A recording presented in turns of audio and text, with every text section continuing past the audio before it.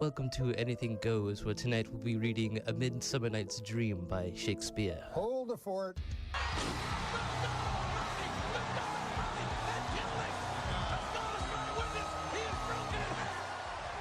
This is Anything Goes, covering everything in sports you need to know. Extreme, unfiltered nonsense. Hey, we're back with Anything Goes. I'm Jarrett. You're listening to WZMB 91.3 FM Greenville. It's Friday, Feel Good Friday, Football Friday, Picks Friday. It's a good one. It's a great one. It's November 10th, 2023. 67 degrees, cloudy outside. Thank you for tuning in. I know you got a lot of great things to do on this Friday afternoon, and I appreciate you making me a part of it. Also appreciate everybody out there who listened to last night's broadcast of the women's basketball game. A good one if you're cheering for the Pirates. If you're a fan of the South Carolina Upstate Spartans, sorry. 70-point game, 105-35. Good one, me and Cannon, who has a show on, when is it? Wednesdays, 4 to 5, and probably another day as well. Monday, 4 to 5 as well. Monday, Wednesday, 4 to 5. Cannon is on with Spitballing. Me and him called the game last night. It was a good one. It was a fun one, the home opener for the Women Pirates. So, they'll be back. I don't know the next time they'll be. I think November 29th is the next time they're at home. They'll be in Richmond, Virginia for a game against VCU on Monday if you're heading up there. So we'll have more on all that and all the other ECU athletics going on. We'll have all that later in the show. Football, basketball, a lot of things going on right now at ECU. Fall time, sports are kicking off. It's a good one. But today, though, jam-packed loaded show for you. Got the latest on Michigan scandals. Michigan's been through a lot this year. Jim Harbaugh serving a self-imposed 3-game suspension at the beginning of the year. He did not coach in East Carolina's game against Michigan to open up the season. He also didn't coach against Bowling Green or UNLV. So that's that. Now, here we are later in the season, and there are allegations out the wazoo from teams in the Big Ten, Purdue, Rutgers, Michigan State, Ohio State. All these teams are alleging that Michigan was stealing signs in an illegal way, because sign stealing in college football is not illegal. You know, they have those goofy, stupid signs with like a toilet bowl and SpongeBob, and that's the play call. Those are stupid. They're dumb. They're goofy. They should be out of college football. And hopefully with this story, we'll start to get what we have in high school football and in the NFL with the communication from head coach to quarterback or whoever is the leader on the team to call the plays. Hopefully we can get into that.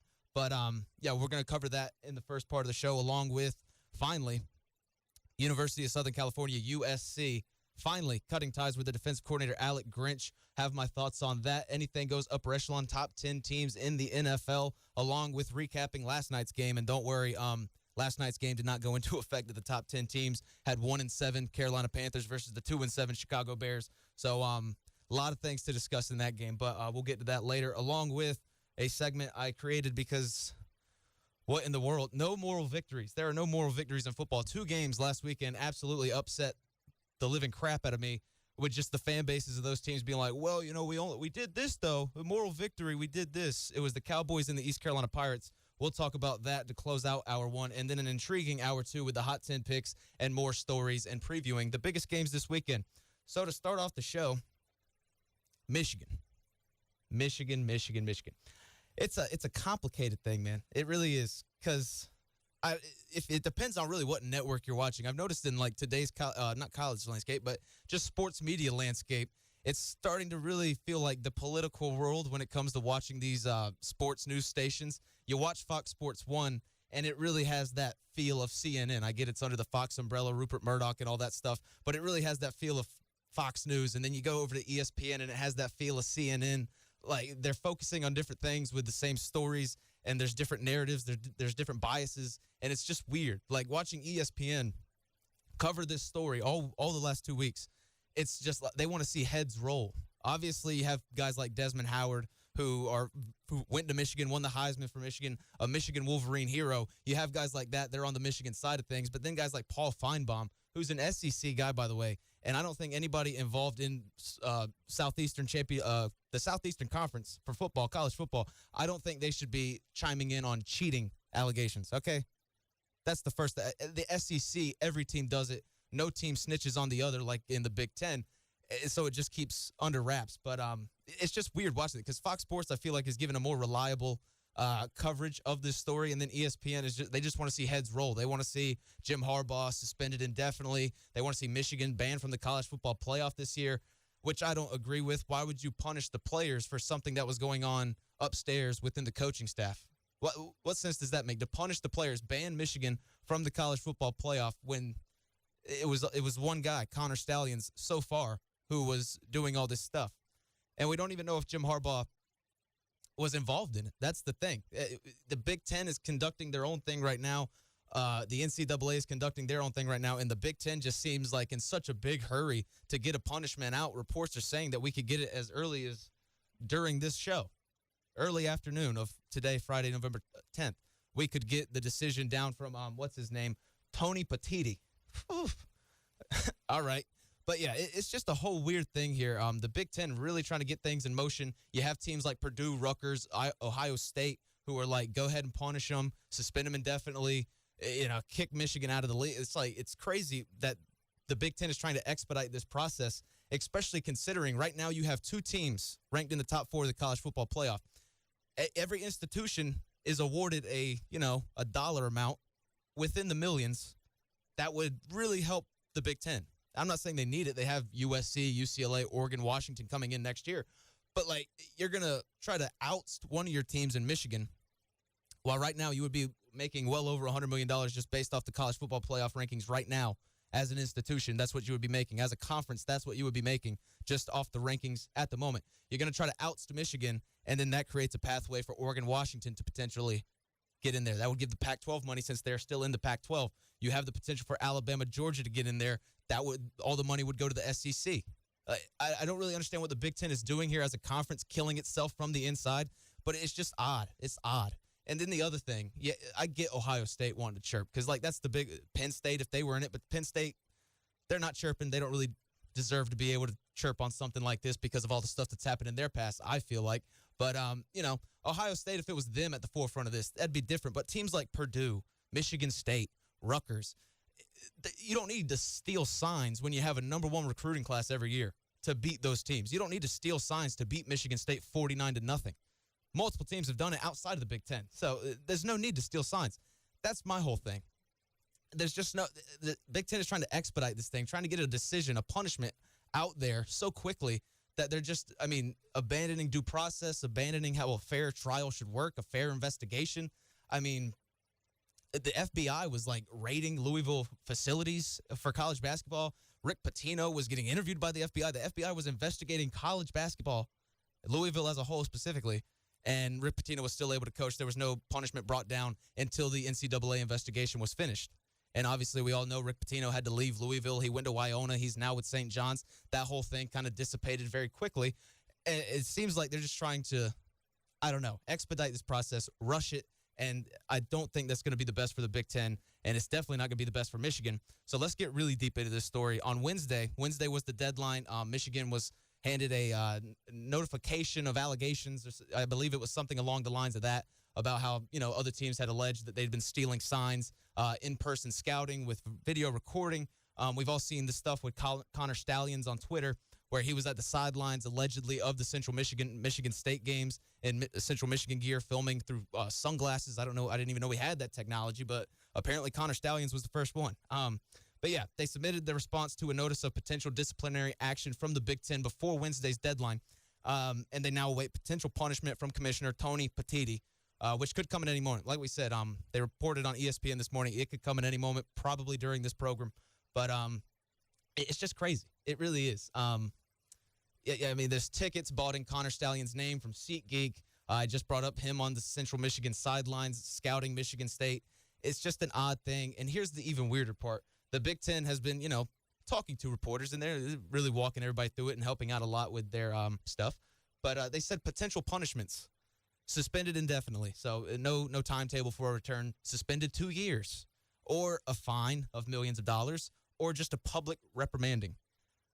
That is a very wild spectrum of punishments for Jim Harbaugh on this thing, especially since the investigation's not even been concluded yet. Now, I feel like suspended indefinitely, you could word that in a way to where it would seem right. It's like we're going to suspend Jim Harbaugh indefinitely until this investigation is finished and the thorough investigation is finished. We're going to suspend Jim Harbaugh. Michigan's going to fight it. Michigan will probably win that, and Jim Harbaugh will be able to coach until the investigation was finished, I assume. But suspending him 2 years, putting a set number on it, That's a bad decision. I'm fine with this suspended indefinitely while we conduct the investigation. I'm fine with the fine.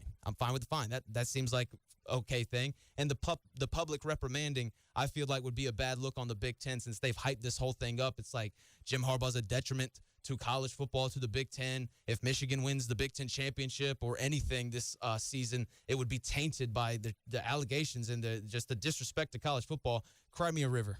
Enough. Like, everybody's acting like Michigan is the first one to do this. Michigan is the first one to ever cheat. Like, I don't understand why everybody's in an uproar. I brought up earlier, it's like the Big Ten seems hell bent on killing themselves from the inside.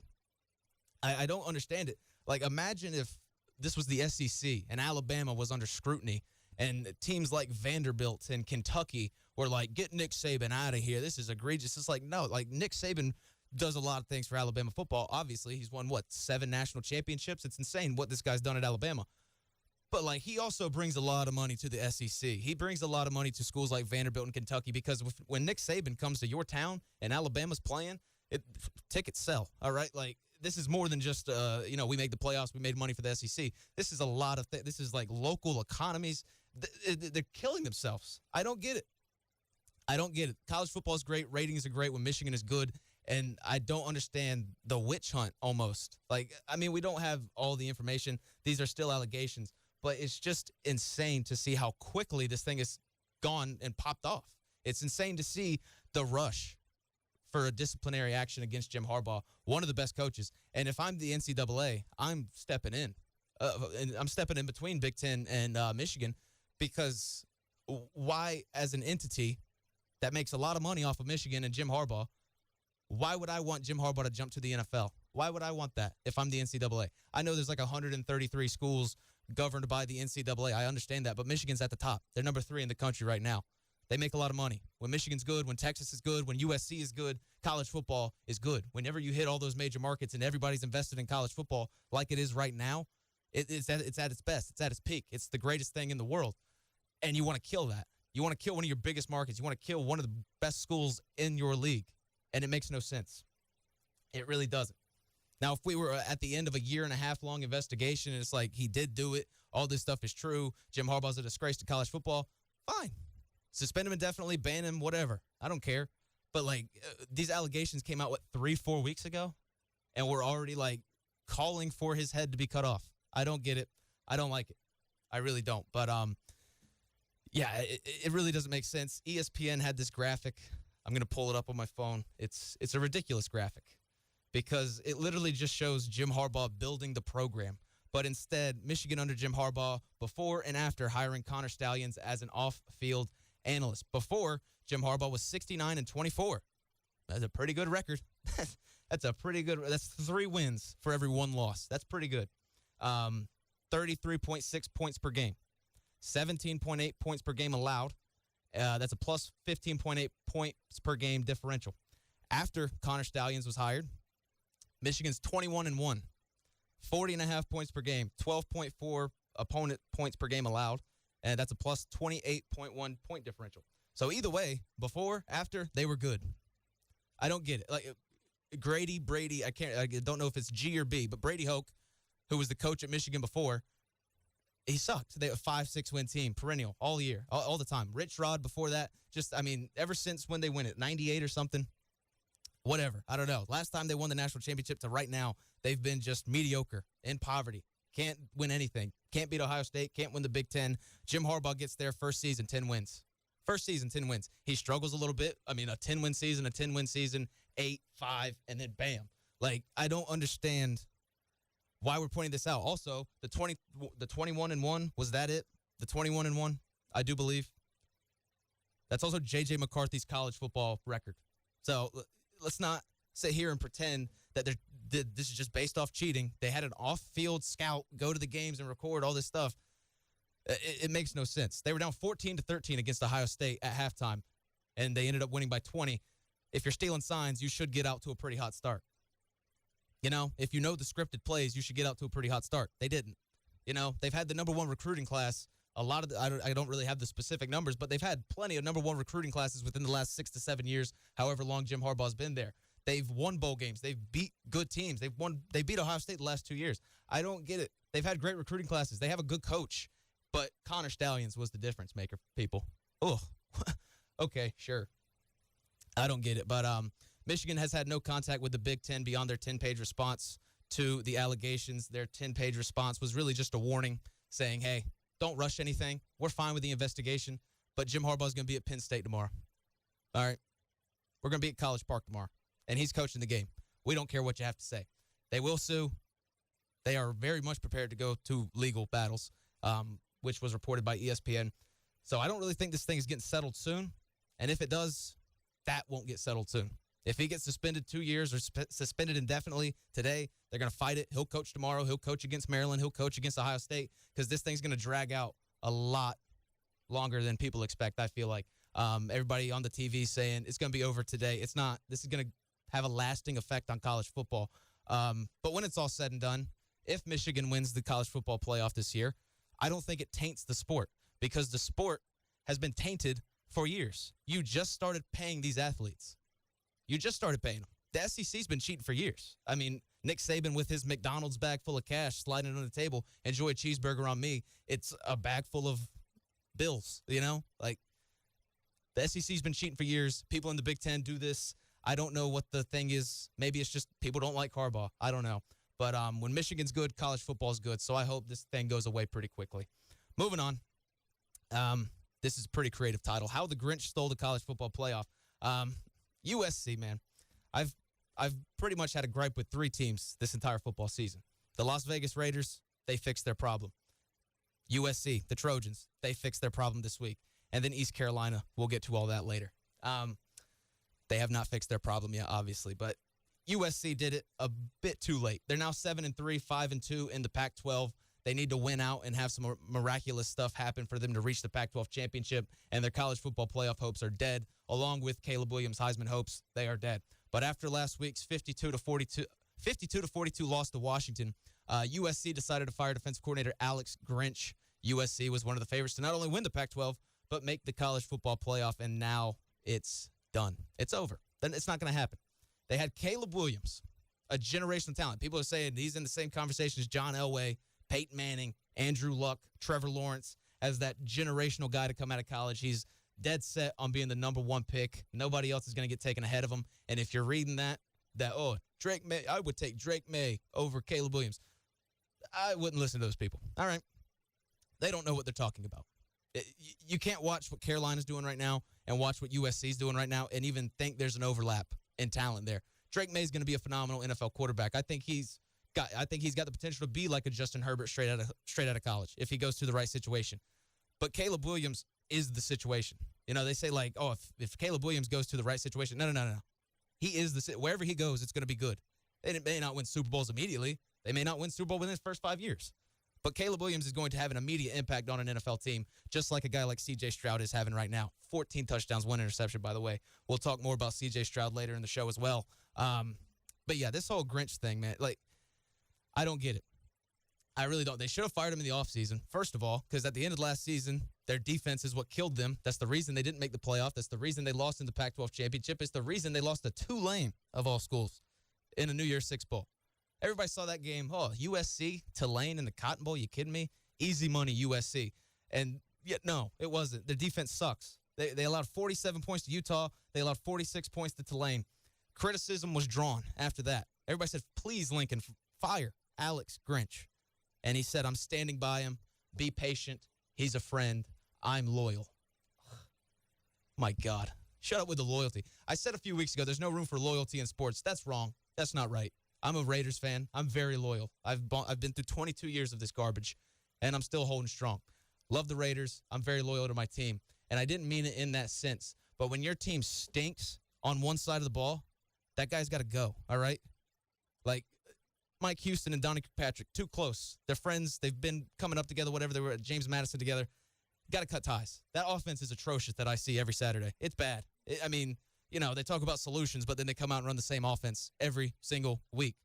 I don't see the answer in doing the same thing all the time. And that was the problem with USC's defense. It's like, be patient.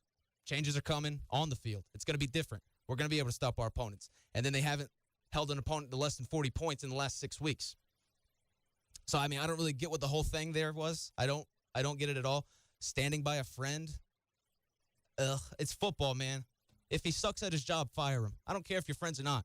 What you do outside of the business is whatever you want to do. If you want to hang out, have a few beers, cool. That's cool. But, like, I don't care if he's your friend, your brother, your mother. If he sucks as the defensive coordinator, get him out of town. And finally they did it. But, I mean, at this point, who cares? Why does it matter? You're 7-3, you know? It's still the same players. It's still going to be the same system. You're still going to get pounced on by Oregon this Saturday. It's still the same season. You've already killed your hope. Maybe if you would have, I don't know, hired a special teams coordinator, maybe if you would have fired Alex Grinch and got a new defense coordinator in the offseason, things could have changed. But instead, we're sitting here looking at stats like this. I mean, this is just god-awful right here. Here's USC's offense. I'm going to take you through points per game, total yards per game, and yards per play, and where they rank in college football. Points per game, first. The best in college football when it comes to scoring points on offense. Total yards per game, they're fifth. Yards per play, they're first. And now it's time to flip the script, and now it's time to look at the other side of the ball. Defense. There's 133 teams. 133 teams in college football. This is where USC's defense ranks in points allowed, 113th. This is where they rank in yards per game allowed, 122nd. And this is where they rank in yards per play, 126th. And this guy kept his job. I don't understand how you could have a generational talent like Caleb Williams look at that defense and be like, yeah, we'll be able to capitalize with that. No, you won't. They brought in 5 stars. They brought in good recruits. And you want to know what? They suck too. And it's not on them. It's not on them at all. It's on the coaching staff because you didn't get the players ready. You're running a terrible system, and I don't know. The guy just can't do it. He couldn't do it, and now we see he's gone. So now that the Raiders have fired Josh McDaniels, Dave Ziegler, Mick Lombardi, now that USC has fired Alex Grinch, there remains one stupid team in all of football, college and NFL, and we go to that school. It's East Carolina University. How do you not fire Donnie Kirkpatrick? How do you not fire that man? We are 1-8. What is there left to see? Changes are inevitable, but if Mike Houston wants to keep his head off the chopping block, we have to win impressively in at least 2 of the 3 last games. We have FAU, Navy, and Tulsa. Those are 3 winnable games. FAU's 4-5, better record, but honestly, their offense is as bad as ours, and their defense sucks as well. So I feel like that's a winnable game. We'll talk about it more later. We play Navy. Navy always plays us tough. I don't know why. I don't know why we always, instead of just say, like, let's go play football, we're like, we got to focus 4 weeks for the triple option. Just play football. I don't understand why it has to be such an intricate game plan every single week. I get it's the triple option. I get it's so difficult, but just go out there and play football. And then Tulsa, they just lost to Charlotte, but so did we. I mean, I don't know. At 1-8, what else do you need to see before you make a change? I get it. He's been with you for a long time. You're buddies. I get it. You know, you work long enough with somebody, and as many hours as you work a week, you're going to, have a bond, a relationship with that guy. But you also have to look at this from other people's perspective. Take a step back. And I said this last week about the Raiders. It's not about what we can do the rest of the season. It's just about the outlook of it. You know, I'm not sitting here saying we're going to win 9 in a row, even though we did knock down the Giants and there's 8 more to go. I'm not saying that the Raiders were going to win 9 in a row and make the playoffs, win the Super Bowl just because they fired Josh McDaniels. But the sense of awareness within the building to understand the problem and to understand the solution. Josh McDaniels could never find a solution to fix his offense, so it became pretty clear that he was the problem himself. And we saw last week what Josh Jacobs was able to do, what that offensive line was able to do to help out the rookie Aiden O'Connell, and how Devontae Adams was so happy when he only got 4 catches. He didn't get over, I think, 60 yards. And he's still happy because they won. They won convincingly. There's a sense of optimism. There's a sense of hope. There's a sense of competency in that building to recognize a problem and come up with a solution. And, we see it at USC. They were able to recognize the problem. A little too late, but they were able to recognize the problem, create the solution. Here, we're 1-8. What's the problem? The offense. How do we fix it? I don't know. We're having great practices on Tuesday and Wednesday. I don't know what's the problem. Clearly the coach. Mason Garcia's been here for 3 years. You can't put all the blame on him. He's bad, but, he's been here for 3 years. You should have developed him. You should have worked on him. I don't understand how you can come in after 3 years on the bench and be that bad. I really don't. And it's starting to feel like we should have won more than 8 games last year because that team was stacked with talent. And it's like, it's just Holton's not that good maybe. I don't know. You're starting to see that Donnie Kirkpatrick just sucks. The offense is terrible, and changes need to be made. 1-8. I don't know what else we need to see. So we're going to take a break. On the other side, we'll have the Anything Goes Upper Echelon, my top 10 teams in the NFL post Week 9. We'll have the Thursday Night Football recap. Bears beat the Panthers 16-13. I'll give you my thoughts, and I'm thinking a potential coaching change. We'll have more on that after the break, along with no moral victories. We'll get a little more in-depth on ECU's game against Tulane last week and talk about the Dallas Cowboys versus the Philadelphia Eagles and how there are no moral victories in football. All right? So we'll be taking a break. We'll have B.O.B. with Airplanes and Anise with Love is Crazy, and then we'll be right back with more Anything Goes. We'll see you then. Peace.